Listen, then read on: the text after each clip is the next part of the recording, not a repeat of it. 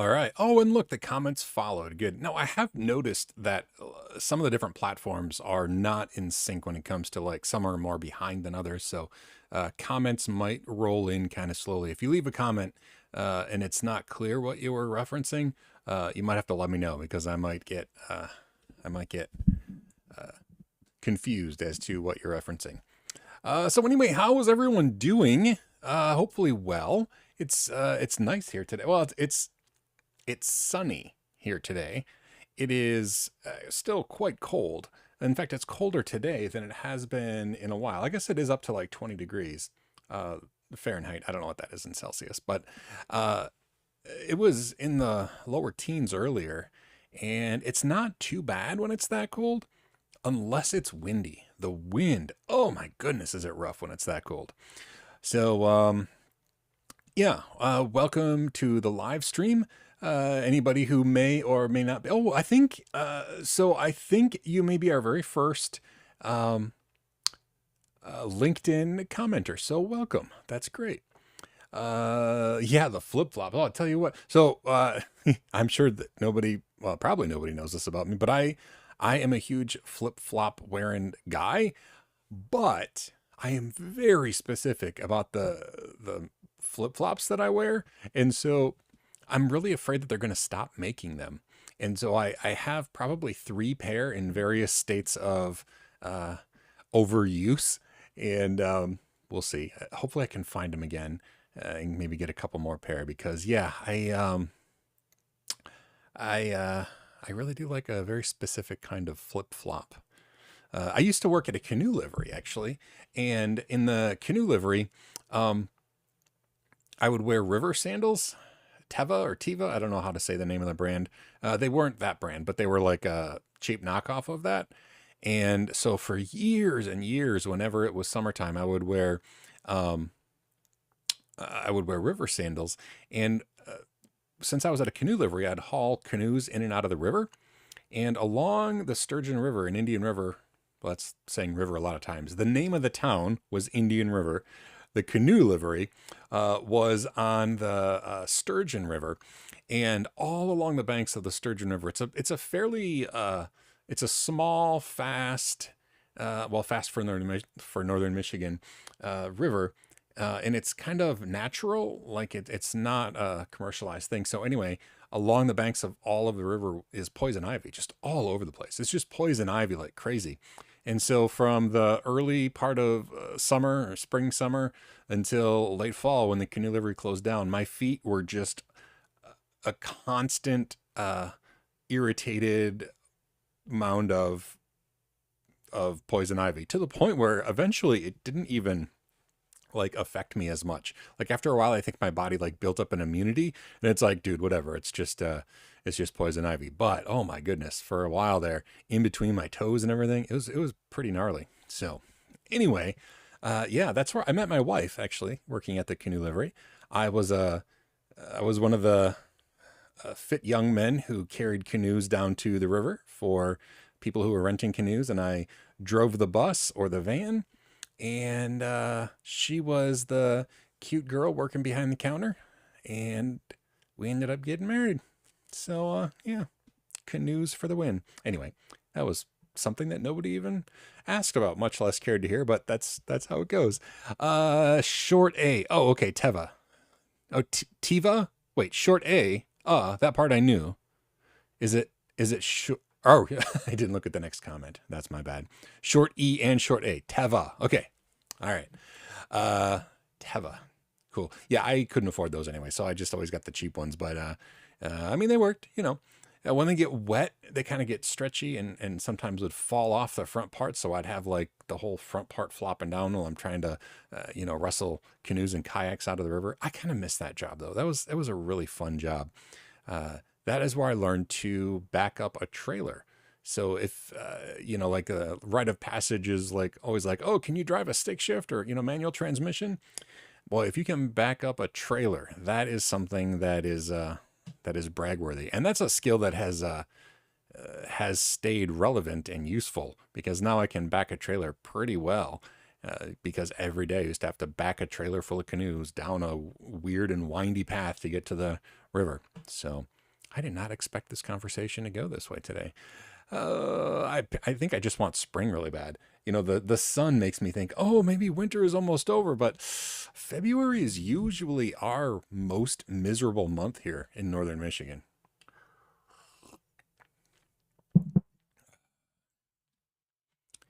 Let's see. Trailer is only a small one. So here's the deal. I don't know if you uh, know that the smaller the trailer, the more difficult it is to back up. If you have a really large trailer, uh, they maneuver slower and the reaction time that you have to have is slower. So a big trailer is much easier to back up than a small one. A small trailer will just jackknife like right away. So yeah, if you have a small trailer that you can back up even moderately well, that's impressive because the small ones can be rough. Uh, Ford has a computer that can do it for you now? Wow. That's kind of interesting. Huh. Is it like on standard pickups? Like can you just get a like is that just something that's on new trucks now? I assume trucks. New trucks now because that's fascinating. And does it for you or tells you what you're supposed to do? Cuz now I'm just really curious. That's fascinating.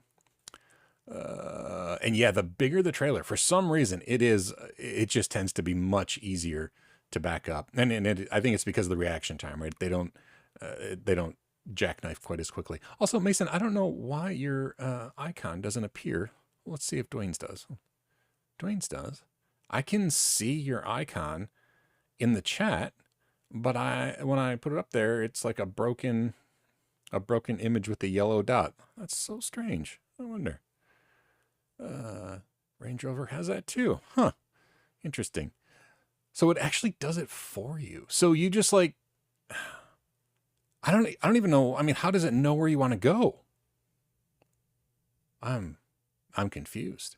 So my next truck might actually be a Ford. I kind of want to get one of the Ford Lightning trucks, the all electric truck. And the reason that first of all, I want to get an all electric vehicle, but I have to build a garage first. So we're looking at probably five years down the road. But I really like the idea of the truck because I use a truck a lot. But I've seen like oh, what is his name on YouTube? Oh gosh, he's the solar.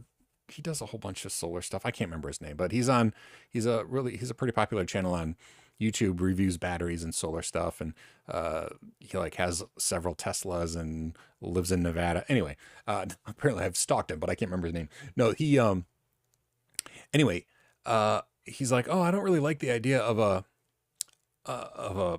electric truck, but I just need a truck for things like hauling a few things around, not, I don't haul a work trailer from place to place. I don't haul a lot of stuff. I just need like the pickup bed to like transport, I don't know, bags of garbage and like lumber from the store and stuff. And that I think they'd be absolutely perfect for. So yeah, I kind of do want that, but they're spendy, and like I said, I don't have a place to charge it anyway. So that is not in my near future anyway. And by the time I can get one, who knows what's going to be available. But my truck now is a Ford. I have an F-150, and it's been great. I really like it. It sits up higher than maybe it's also my first four-wheel drive truck, so maybe that's why it sits up so much higher. But I just really really like um, the Ford F-150 that I have now. It's a 2011, but it's pretty good. Let's see. Towing in a Lightning is awful. I see, that's the thing. And I get it. If that's what you're looking for, if you're looking for like, hauling a camper for a long trip, yeah, it doesn't make sense. I get it. But again, for me, that's not what I just want to be able to haul some stuff in the back around town, or out to my farm, which is a half-hour drive. That's, not a problem at all. So, yeah, that's okay too. And they do come all-wheel drive, which is kind of important here. Um, yeah, my F-150 is not a Raptor. My F-150 is a whatever regular is. I don't even, I mean, I bought it used, of course, but whatever it is, it's just a truck. Um, yeah, the Raptors do look pretty cool, I have to admit. And there comes a point though where when a vehicle is super nice, I fear that I would be afraid to use it like a truck, if that makes sense. You know, I mean, like my truck right now, you know, there's some dings in it, and there's a scrape where it, hit, not hit, but like got rubbed into the side of a snowbank a little too hard, and I'm okay with that. I truly am. I mean, it's a truck. It can, it does. I'm not going to take it to a car show or anything, but I worry that if I paid that much for a vehicle, I'd be like, no, no, no, no. Let's not haul anything in the back of it, you know. So I don't want that. So yeah. Anyway. Oh, store.nerdlings.net. And this actually wasn't the plan. And when I went to get coffee, I was looking, I can't find my Ember mug. I've misplaced my Ember mug, which means it's probably somewhere not charged, and I have no idea where it is. So hopefully I can find it, because the work week starts tomorrow and I need coffee that stays warm.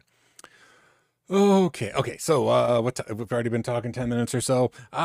Should we go and do the should we do the weekend assignment? Well, then we can do the weekend assignment. Let me get the weekend assignment up on the screen. Snar.co WA17 already. All right. Drag you over. Oh, no, that's not the browser I want.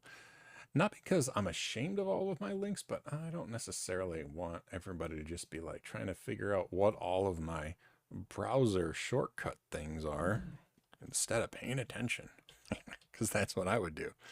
All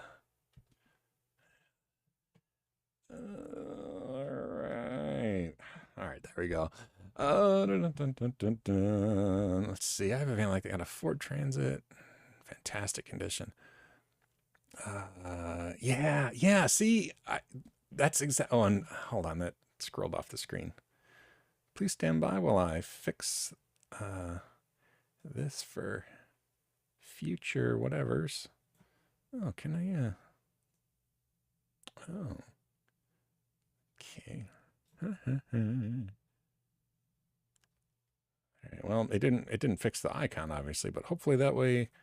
All right, chats now won't go over top of the live chat, and the whole thing will fit on the screen. Anyway, yeah, that's what and I did it when I got my truck at first. I was probably hesitant. I wouldn't have wanted to haul sharp gravel just dumped into the back, but after a couple dings and stuff, I'm like, all right, it's a truck, and it is starting to rust in the bottom of the doors. So I live in northern Michigan, and they salt the roads like crazy, because if not, people would slip even more than they already do. And so whenever it snows, or particularly if it's going to be icy, they put a lot of salt on the roads, and that just eats right into every vehicle. I mean, newer vehicles are much better about not rusting out right away. Old vehicles used to just rust out right away, but my truck, along the bottom of the doors now, it's starting to get rusty. And it's like, I mean, it's got probably 150,000 miles on it, and it's been a good truck. But anyway, but I digress. Scott did it. All right, nice. Did it this week. Hopefully it compiled fine for you and it made sense. All right. Let's see if we can switch to the Wacom tablet. All right, sweet. So let me adjust my microphone, because I'm not wearing the head-worn microphone. I keep trying to use this. I love this microphone so much. The only thing is I have to remember to stay close to it so everybody can hear me. But basically, the weekend assignment is this. This is the code that I created that zombie, zombie maker app that I used in the process state video that is linked there. It's the one with the thumbnail of zombie Sean on the front of the video. And I got several questions actually about like, hey, what is that program? And this is just scrapped together from a couple different code chunks that I got various places online. But I'm not a C programmer. However, it's pretty simplistic. So I just wanted to look over this really quickly. It's kind of small. Nope, that didn't help. How do I bigify it? There we go. All right. Basically, it just includes some standard libraries, and hopefully you can just copy and paste this into a file, which is what I did, but I want to go over it here. This is basically just starting the program, and then all it does is the main program starts a fork, which is basically calling itself again. It like spawns a child process of itself, and the main process sleeps for 2 minutes. Now you can change this if you want longer to play with it. Just 2 minutes is, I mean, this is how long it sleeps, and then it exits. And that's so that if you forget to clean up your mess, you don't leave not only the zombie processes, but the parents of the zombies still running. So it will just quit after after exactly 2 minutes, and then everything will clean up and go away.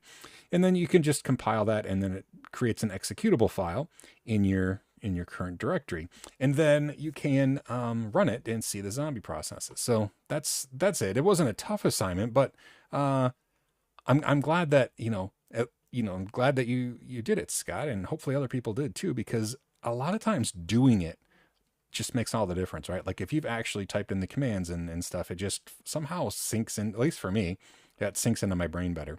So in here, I just have a program or a C file called zombie C, and it's just that exact thing that was just there, basically just copied and pasted. Actually, I went backwards. I copied and pasted from here back into the weekend assignment when I made it, because this is the exact one that I made. Now, again, we could change how long it sleeps. We could, have it sleep for, I want it to sleep for 4 minutes, and and then the zombie process will quit. We can do that, but it's in here, so we just do cc. That's the compiler, the C compiler.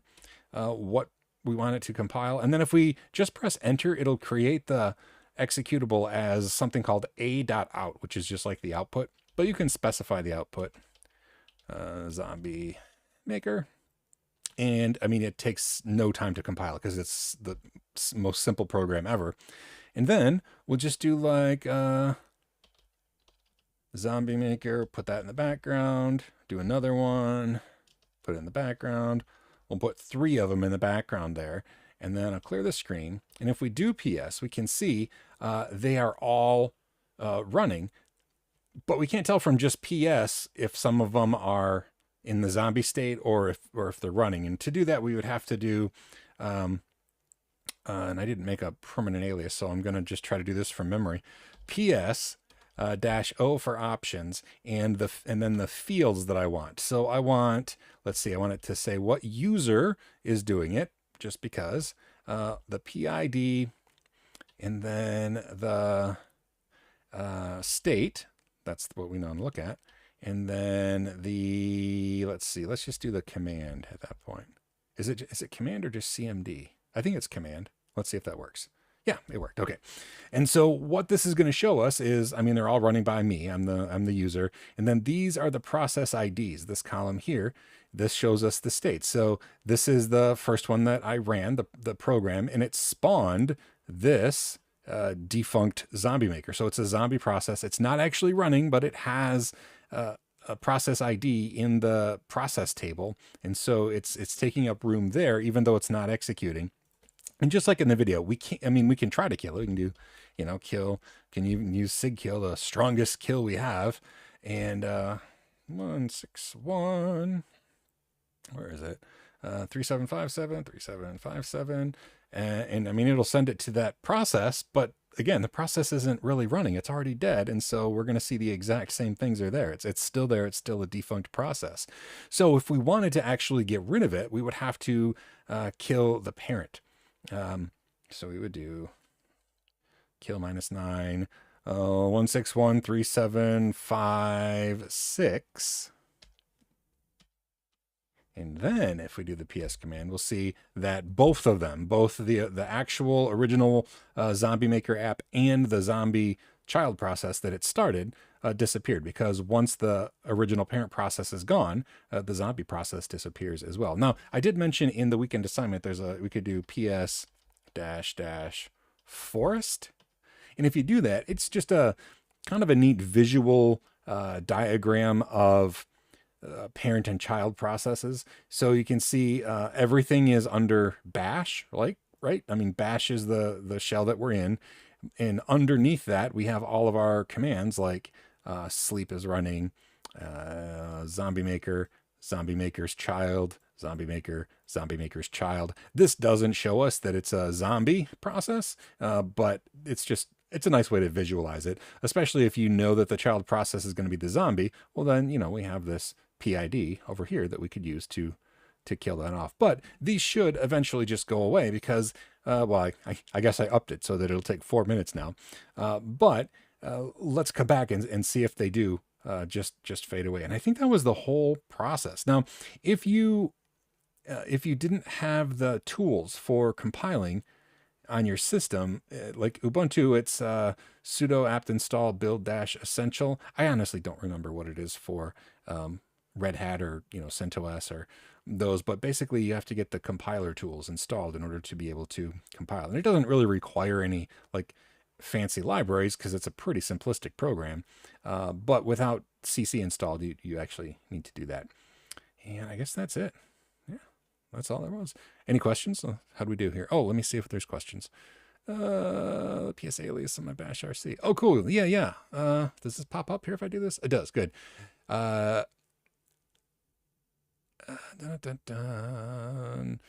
Yes, cool. You can tell. Oh, let me look down. Can you have an? Oh, okay. So, to see what's on deck for exit, that's basically just if it's a zombie process in general. When you kill the parent off, that's when it's going to be the one that exits. Thank you, Bite Moose. I'm glad. I appreciate that. Can you have an orphaned zombie? I do not think so, because if the parent dies off, unless the parent itself is a zombie. But even then, it's once it goes away, then there might be like 2 generations of zombies. Now that's interesting. That would be an interesting thing to see. Can you make a process that creates a child, which creates a child, and then all of the children are zombied? Will the lowest one fall off if the one above it becomes a zombie because it exits? I don't know the answer to that. That's a fascinating question. I know that once the parent of the whole lineage, quits, then it's going to clean it up because that's the program that like reserves the spot in the process ID table. So as far as I know, there's no way to get a zombie process that doesn't have a parent, because once a parent dies, that's how you get rid of a zombie process. So yeah, I think that's the case. That was a good question though. Particularly in, again, the thing that I'm not sure about is if you have multi-generational zombies, children of children that become zombies. So if anybody knows C well enough to make that program do that, have to report back to us and let us know, because that's interesting. I don't know the answer, and I don't know C well enough to change this program to make it do that. So somebody else will have to do that for us and let us know. All right, I think that's it. All right.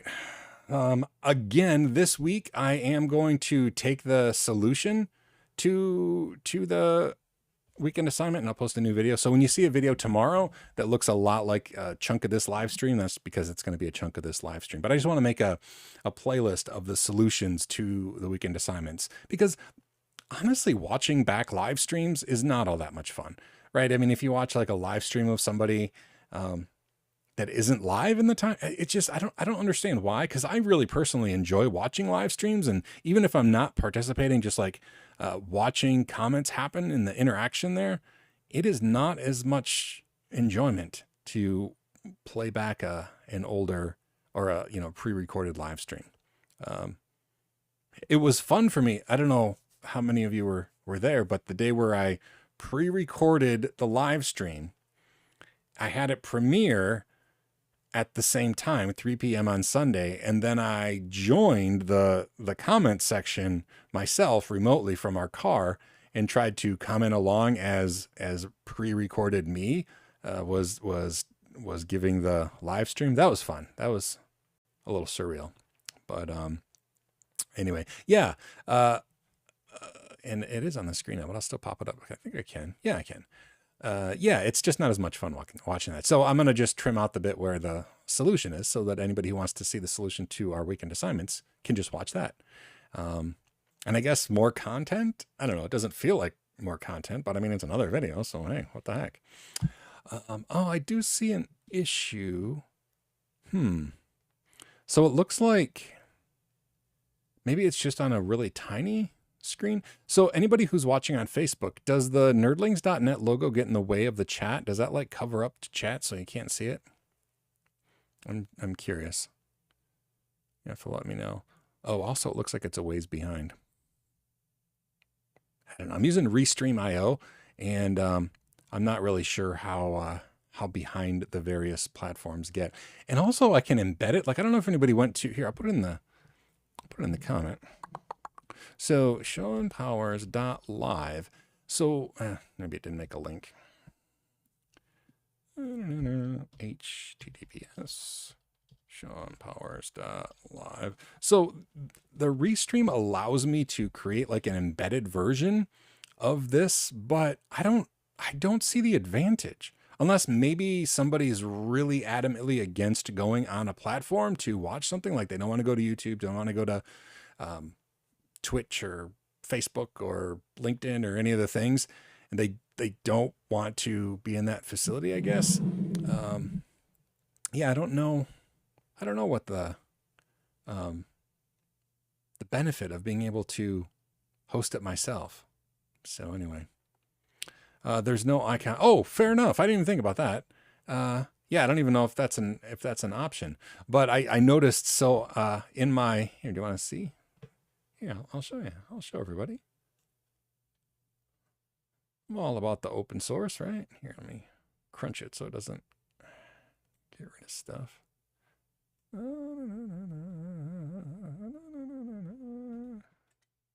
Oh, hold on. Yeah, that's pretty fancy, right? I didn't move enough. Apparently I'm being shamed by my motion detector. So this, you can see, I don't think there's anything not that shouldn't be seen here. It looks all pretty good there. Yeah, it's not terribly accurate, unfortunately, but the thing that I noticed, see how that nerdlings.net, I mean, if I do this, it's going to pop up, but right around here, it looks like it's covering up the chat, but I didn't know if that was the case in the real McDeal. Thus my question. So anyway, for people who have watched on multiple platforms, which one seems to be best? It looks like there's a 3 to 4 second delay on Facebook. Dwayne says, I'll pop that up. Dwayne says a 3 to 4 second delay. I don't know about Twitch or YouTube. Is any platform particularly better of an experience? And now that you can actually see the chats pop up, you know how long of a delay it is. And I'm just curious.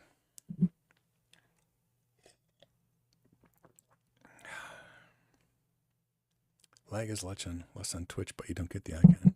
Oh, which icon? Maybe I misunderstood. What icon are we talking about? Oh, are we still talking about like the Nerdlings icon in the corner?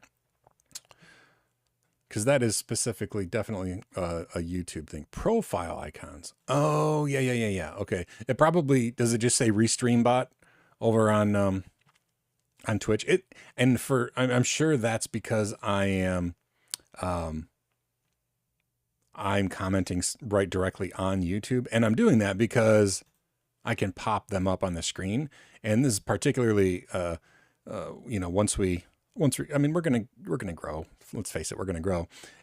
Eventually, like, to pop up super chats, like somebody tries to get, attention if it scrolls by too fast, like popular YouTubers.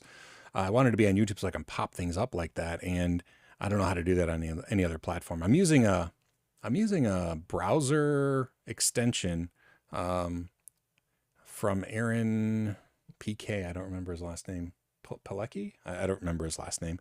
But anyway, that's how I pop it up on the screen. And so that's why I'm actually commenting from YouTube. But that is interesting. You don't see the stuff on Twitch.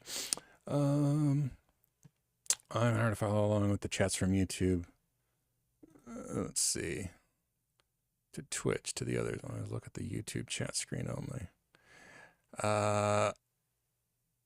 Yeah, you know what? I get that. I wish that RestreamBot like combined things a little bit better. I don't know what I expect. I mean, it does a decent job making sure that everybody can see everybody's comments, but it's a little confusing, I think. So, yeah, it's not perfect. I wondered, see, I paid for Restream. I kind of wonder about a StreamYard. I think StreamYard is pretty good. But anyway, I don't know. Hey, Catherine, that's okay. We went over the weekend assignment where we actually compiled code, C code even. We're super nerdy.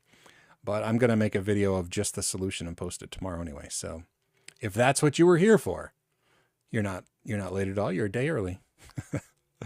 Jumped up 200 members this weekend. Is that on YouTube? I don't know if that's 200. That seems like more than I thought, but it very well could be. Yeah, the zombie thumbnail did really, really well. I hate that it depends so much on the creativity of my thumbnails, on how well YouTube like promotes my videos. But I mean, it is what it is. I don't know what to expect. That's what people click on or don't click on.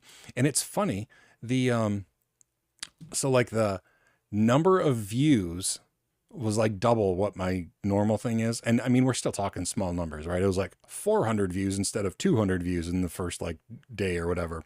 But the number of views is up, but like the click through percentage or whatever I don't even remember what the initials are, but basically a lot of people click on it and then immediately go away. I still get like watch time because like people still do watch, but it's funny how like the percentages shift. Like the thumbnail worked, and so they were sending it out and people would click on it, and then as soon as the video would start, they'd be like, oh, this isn't what I want. And then they would click away. So anyway, yeah, YouTube's a strange beast. Yeah, I haven't, I don't know. I really wanted to be able to pull in my kid's remote iPad, and I knew I could do that with Restream, and I didn't have a great way to do it with StreamYard.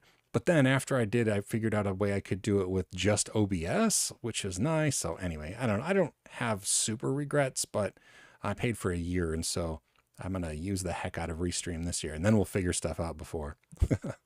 Yeah, thanks. So the zombie was it was a Snapchat filter.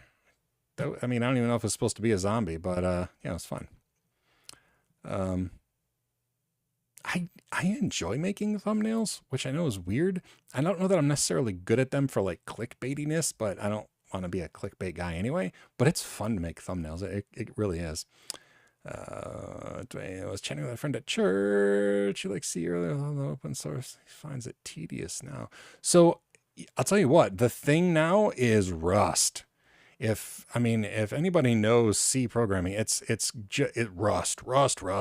Everybody is, migrating to Rust for like everything. I mean, even the Linux kernel, like, Catherine, I don't know if it wasn't on the Reality 2. It must have been on Floss Weekly. I don't know if you were there with me, Catherine, but we talked to a guy whose name I don't remember.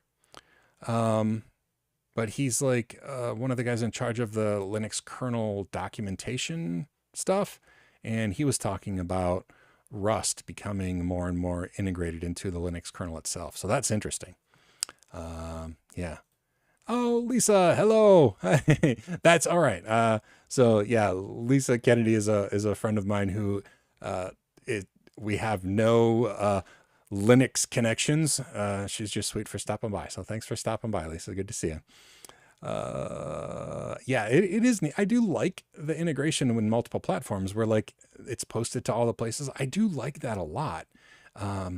It does get a little bit confusing though with the Restream bot stuff. So I don't know. We're all pretty smart people though. Yeah, Golang is, so I can't talk too much about it, but my day job, I manage software that's all written in Golang. But even that, there are some some modules, like I have to compile the Golang program, but there are some modules where they needed super efficiency, and those modules are written in Rust. And so those Rust modules get, included into, I don't know enough about development to know how that works, but a lot of them, or several of the modules are Rust, and then they're, like somehow wrapped up in the Golang programs. So anyway, we talked about okay, cool. Yeah. And I mean, it's just Rust is everywhere. I feel like I'm ahead of the curve being in Michigan, because we talked about salted roads and rusty cars earlier. See what I did there? The Rust Belt. Is the Rust Belt a thing? I've heard that. Is that like cars and stuff? Rust Belt? I don't even know. I don't know. Put in the kernel offense some security issues. So yeah, there were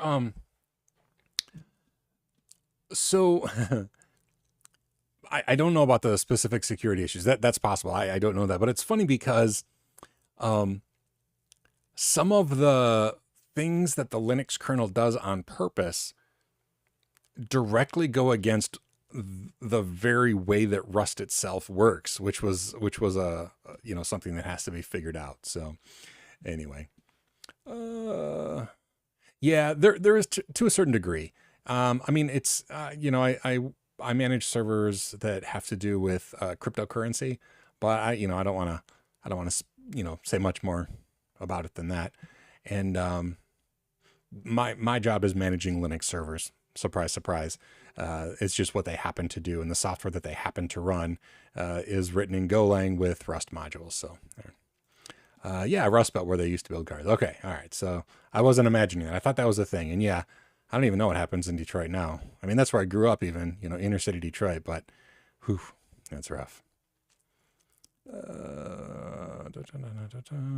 Yes, us in the Rust Belt, and maybe Michigan, Detroit, whatever the area will be the new Rust Belt, where everything is written in the Rust programming language instead. That feels new agey, right? Right?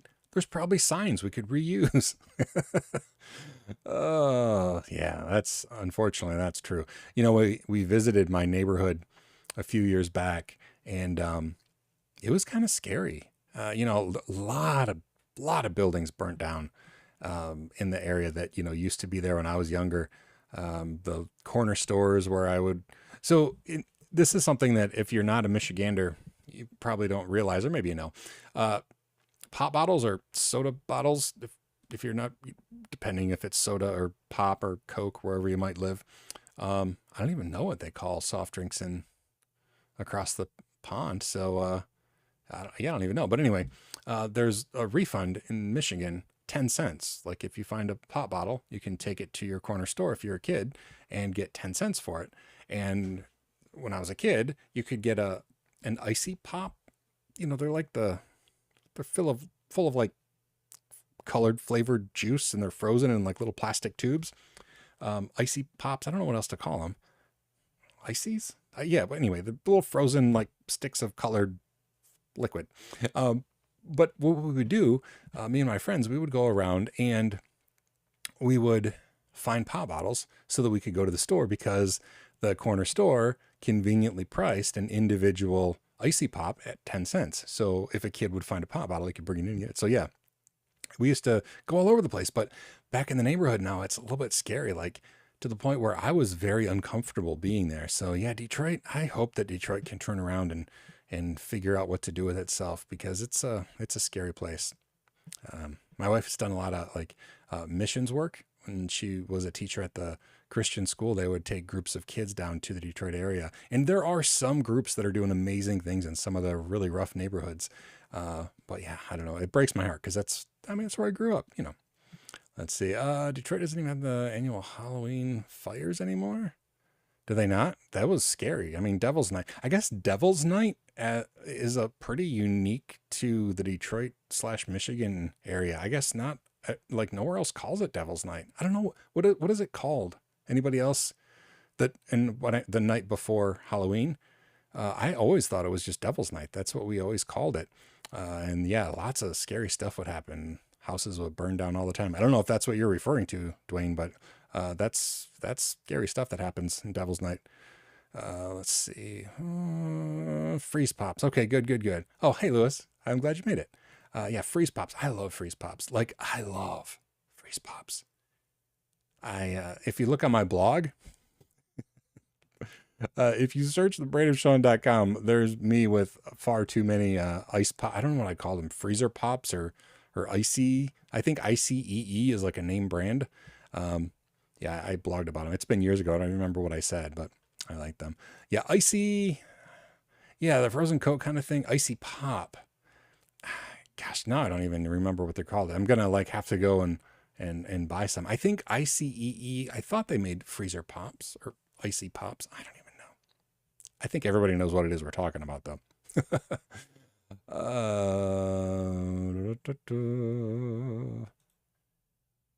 Wait, really? Do you really call them detergents?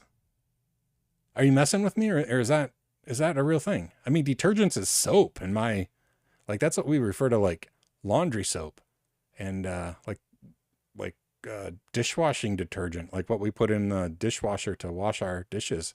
Is it really called detergent? That would be some fancy trivia for me to know. So let me know if you're messing with me or if that's real. First time Devil's Night was in The Crow. All right, yeah, Devil's Night is just what do other people call that night? Anybody? What do you refer to that night as? If it's not, if it's not, I'm curious what it might be. You're not joking. Fascinating. Well, thank you, Lewis. See, I learned something awesome. Detergents. It's like soft drinks. Pop. Huh. Cool. Anyway, yeah, learn everything. Do what you love, which for me is eating freezer pops, and be kind. So share your freezer pops. Let's see. In the U.S., Navy kids call Kool-Aid bug juice, and we used to use a powder to scrub the stainless steel. Okay, so it's funny. I bet that's where it came from. Somebody capitalized on that, though, because if you go like to, at least in the area here, I know some things are regional, some things aren't. If you go to like a gas station now, petrol station, I guess, for those across the pond, and you go to like other coolers with their drinks, with their detergents. No, with all the pop and drinks and water and stuff, there's these little tiny jugs of basically Kool-Aid, but like even sweeter, called bug juice. Like that's the branding. It's like bug juice brand drinks. So I saw those and I thought, oh, that's kind of funny, because then the kids will actually, well, when my kids were little, they would request a bug juice, and that's what they meant, that bug juice brand, which is just a little tiny like bottle with like a sports top, so you could like squirt it in your mouth kind of thing. And yeah, that was it. Oh, most soft drinks are really bad for your health. Oh yeah. Oh, absolutely. Absolutely. A lot of them now are, sugar-free stuff is becoming more and more popular. And I know that there's like, I know that there's concern about a lot of sugar-free sweeteners, but that aside, sugar in those drinks is definitely not good for anybody, but kids. I mean, my goodness, I can't even imagine the amount of sugar I consumed. Kool-Aid was like the standard fare drink when I was young, and that's just a lot of sugar. Oh, have you ever tried one of those bug juice things? Yeah, I did try them because my kids would get them and then didn't finish them, and I did the dad thing. I'm like, we're not gonna waste this. We paid $1.95 for this. And I taste them like, we're not gonna drink this. We're gonna throw this away because it makes Kool-Aid seem of course, I don't make Kool-Aid with the normal amount of sweetener anyway. Wow, this live stream has gone off the rails. I love it. Also, I love Kool-Aid. Have I shared? You guys, everybody knows my fascination with Kool-Aid. I have so much Kool-Aid. Some of it's been expired for 30 years, and I still have it. And I would so drink it every once in a while. I do. Yeah. In Persian we call it yakmek. I didn't mean to be phlegmy when I said that. So that wasn't I wasn't trying to pronounce it a certain way, but that's interesting. Um, oh, man. Thank you for clarifying, because I could have just made a horrible fool of myself. So thank you for the kindness of clarifying that it's not detergents in general. See, that would be I got to remove that from my trivia brain now. So I can't tell somebody, actually, if you happen to be in Portugal, all you need to do is ask for some detergent and you will get a Sprite. All right. That was still fun. Sugar-free water. Yeah. And so, and you know, I really like the flavored seltzer water. I don't know if seltzer is the proper, it's just carbonated water with like flavor, you know, like LaCroix and Aha. And there's so many different brands now. And I know that they're not as good for you as just water, because when you add the carbon dioxide, it becomes carbonic acid. I get that. I get that it's acidic. I get it. But I still think it's a lot better for you than something sugary sweet. And so as long as you don't drink too much of it, I think it's a nice treat. So, yeah, I just don't like beer. Ugh. There are one or two beers that I can drink on purpose, not just being polite. The Leinenkugel brand summer shandies are okay. I know that's like half lemonade or whatever. Those I would drink one of those on purpose, even if not, you know, offered. But the only like beer that I like is Newcastle Brown Ale. And I think Newcastle Brown Ale actually comes from across the pond. I think it comes from somewhere in the UK. Probably Newcastle. I assume that's a place. But I like Newcastle Brown Ale. And I like the summer shandy stuff from Leinenkugel.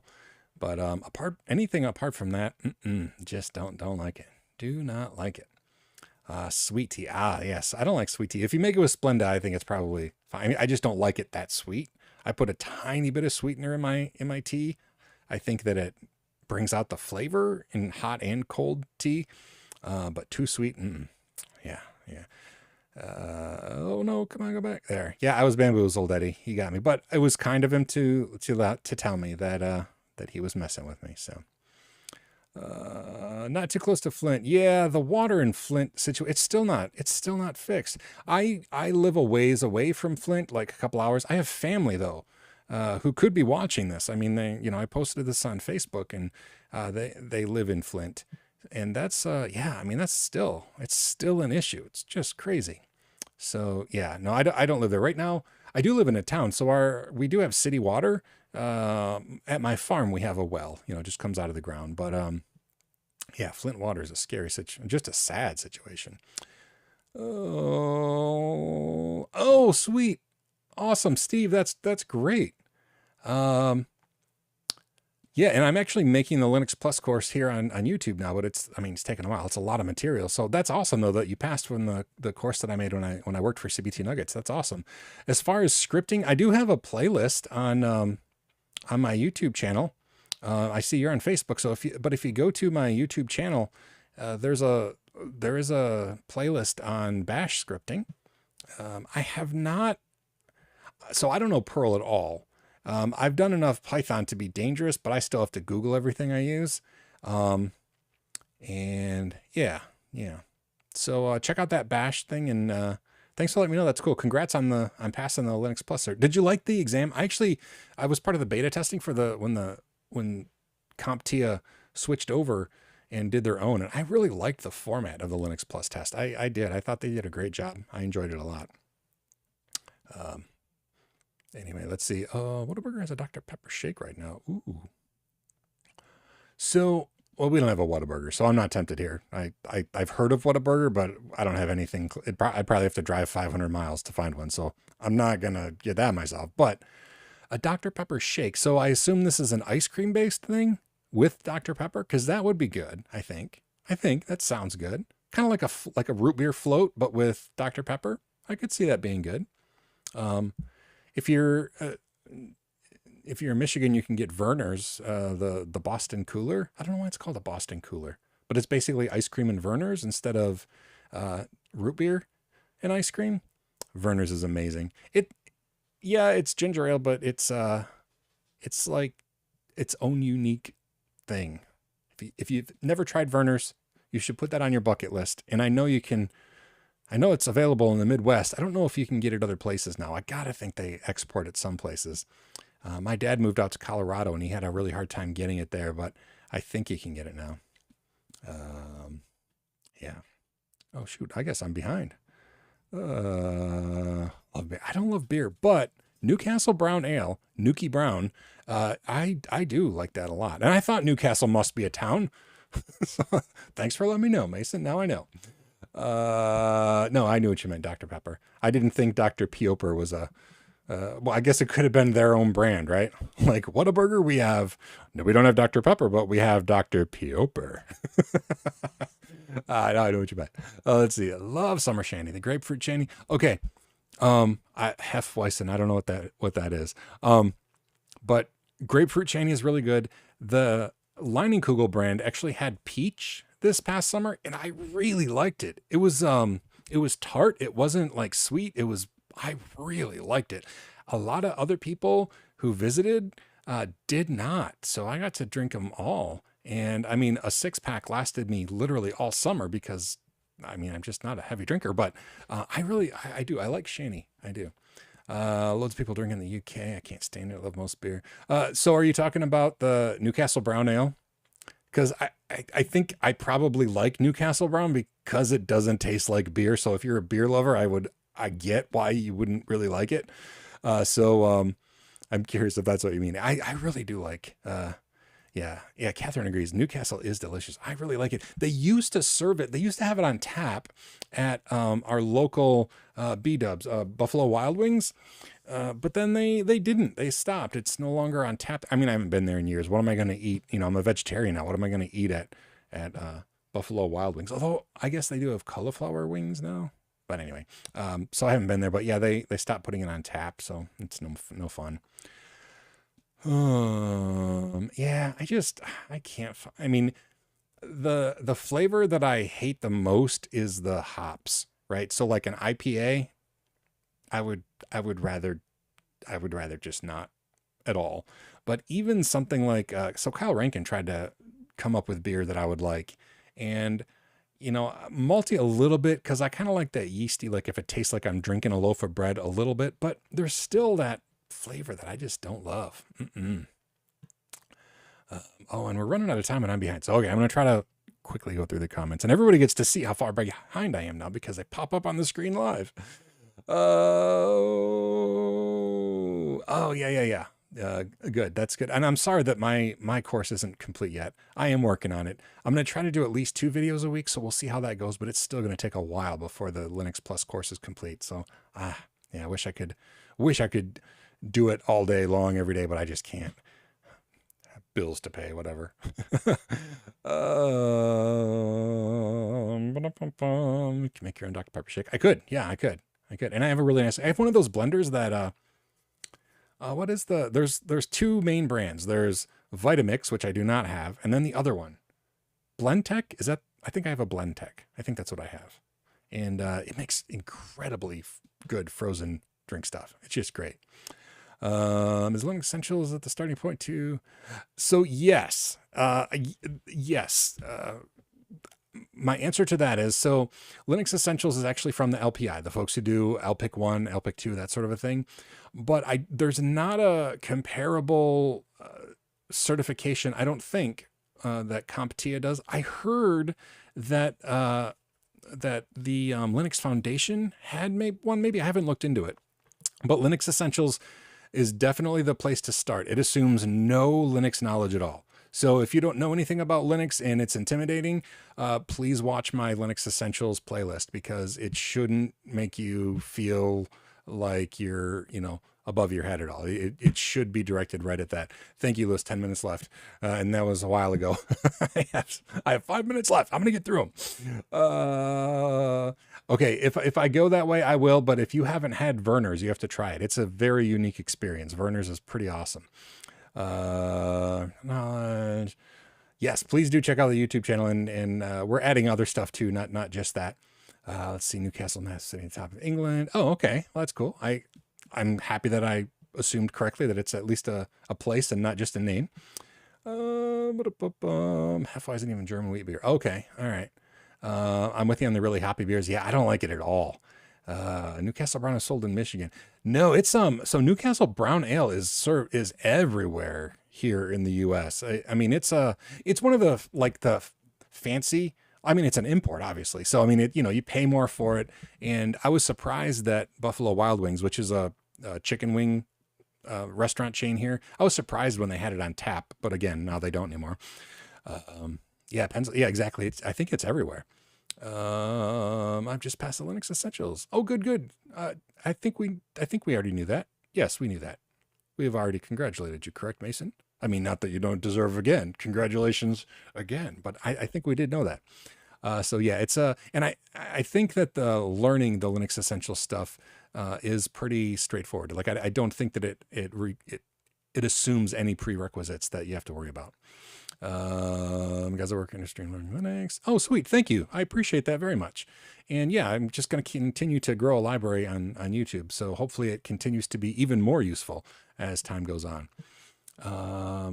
Wow. I just got the pop-up from YouTube. I think we are like weirdly behind in some places. So, I don't know about the multiple stream thing, but I do like people to be able to participate on different platforms. How to troubleshoot Linux. Yeah. So boy, just troubleshooting in general is a skill that, if you're hiring somebody, you want them to be able to troubleshoot stuff. And that's just a key in general.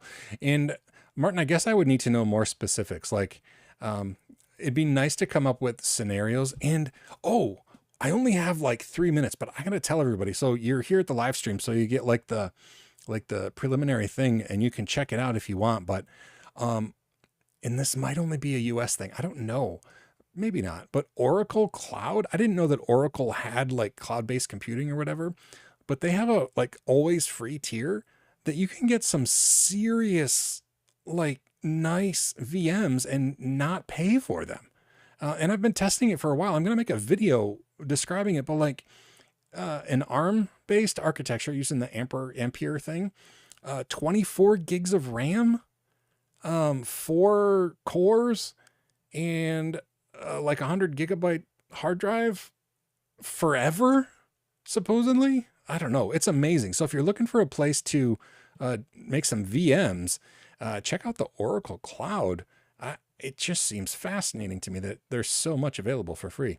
And I guess that's a teaser for a future video. But anyway, Buffalo Wild Wings and WEC. I had to do some serious researching to find out why the 3 in BW3, like what the third W was, because it drove me nuts. But yes, I don't remember it being that, but I did learn that because I like to know trivia things.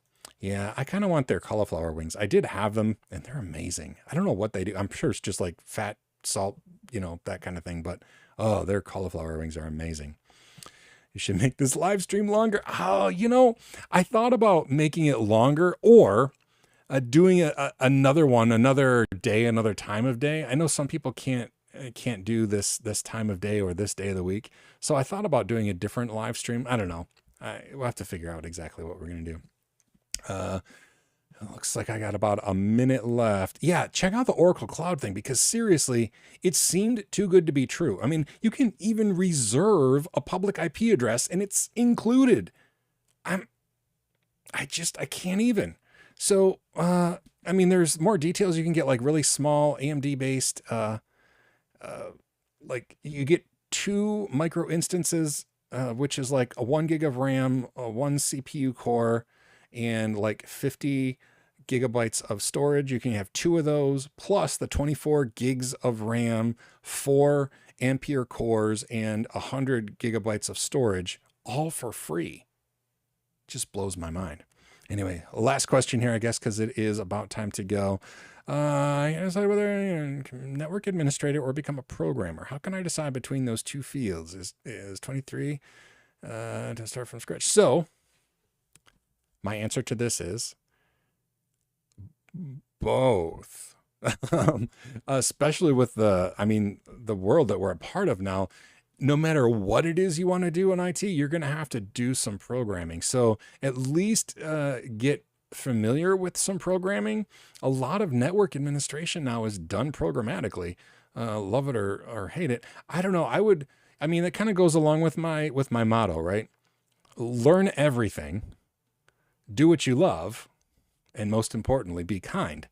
And that learn everything, I don't mean become an expert in everything, but learn enough about network administration and also development to see what it is you enjoy. And a lot of times you can do both of those things. I mean, everything, all the fields kind of merge a little bit, but see which one you enjoy. That's my recommendation.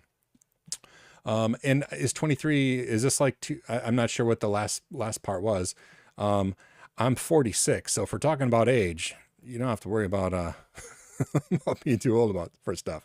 All right, it's time. So I'm going to go through these last few comments and then I'll go. I don't even know what this is in reference to. I just wanted to pop it up there. Bacon grease. Oh, maybe why the cauliflower wings are good. Yeah, you're probably right. Network is starting to need scripting now. Yeah, again, it's a lot of it is all software defined stuff. Cloud space a bit late. Yeah, they are, but oh my goodness, that's a lot of horsepower for free. I didn't even know they did cloud computing, but yeah, check it out. I'm gonna make a video on all the nuances, but yeah, check it out. Exactly, I agree, Lewis. Both. Intel though, I know. Started at scratch at like 23. I started so I had my car accident at 23. I'm gonna leave a link, and that's how we're gonna end the video. So if you're 23 years old and you're thinking, oh my goodness, I'm already 23. Let's see. brainofsean.com. I'm going to get a link to it. My car accident. Bum, bum. If you want to know more about me, when I was 23, this is what happened to me. So, and I don't remember anything before I was 23. So I guess if I'm doing the math in my head, right now I'm 46. And so I had my car accident at 23, which means I only remember the previous 23 years of my life. So maybe I'm really 23 as well. Yeah, I can convince people I'm 23, right? On that note, yeah, Python, yeah. Hey, and please join us next week, or, join the Discord. I'll put one more link to the Discord. I have a hard time leaving, don't I? HTTP, Snarko, Discord.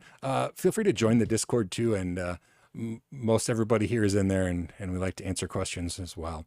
So anyway, on that note, everybody, thank you for joining and talking. And we did the weekend assignment, and I always worry like, oh, what if I can't fill up the time? And here I've gone over. So have a wonderful rest of your day or evening, wherever you might be.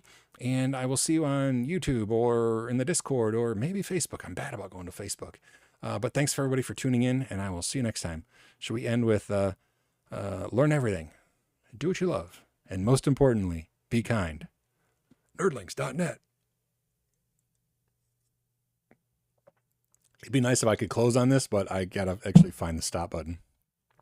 Bye, everybody.